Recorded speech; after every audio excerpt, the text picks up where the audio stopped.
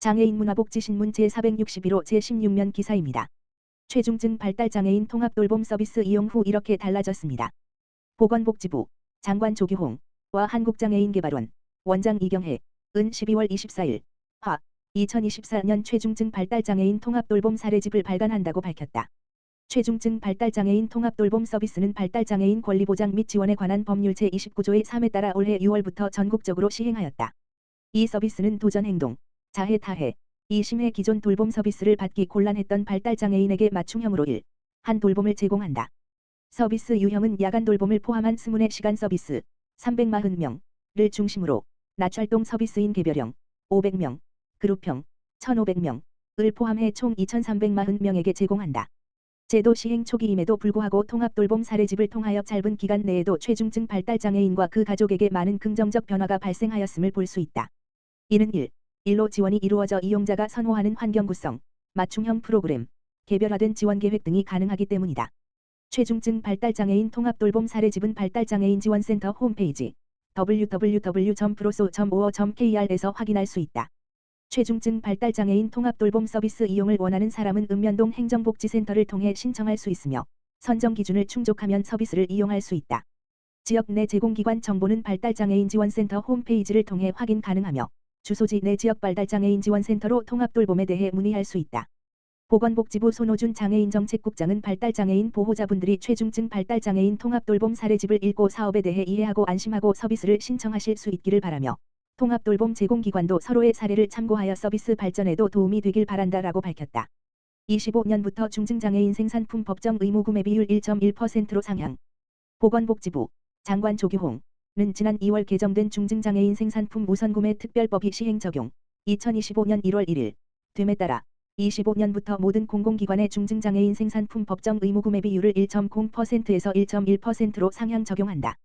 정부 부처를 비롯한 모든 공공기관 별표 사인은 매년 구매하는 제품 및 서비스 총구매액의 1.1% 이상을 보건복지부 장관이 지정한 중증장애인 생산품으로 우선 구매해야 한다. 중증장애인 생산품 우선구매 대상 공공기관은 24년 12월 기준으로 총 1,020의 개소이다.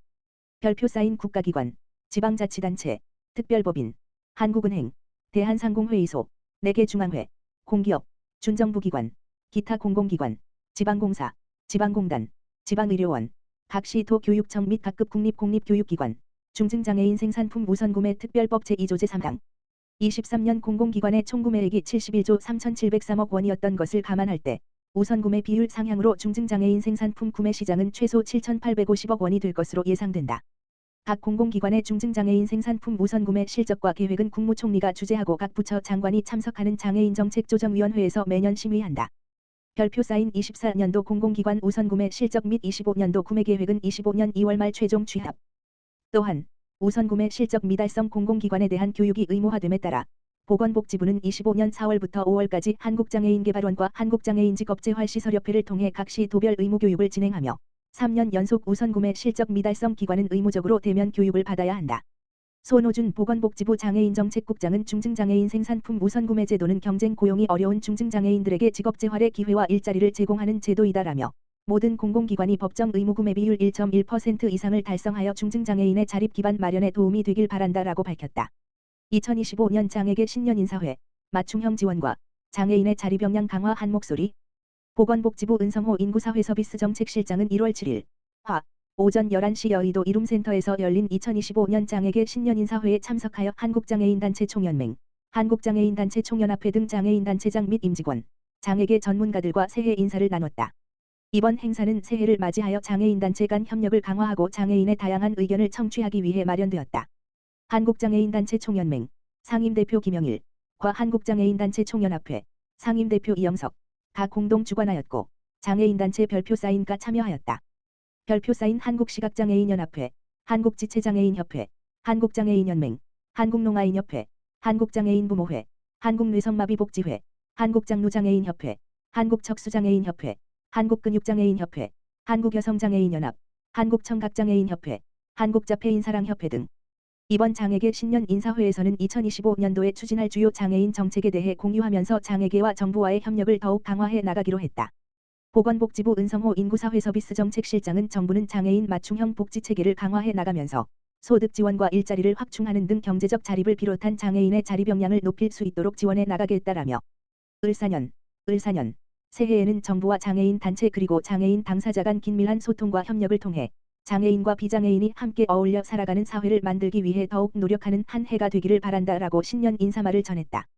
2023년 국가공공교육기관 등 89.3% 장애인식 개선 교육 실시.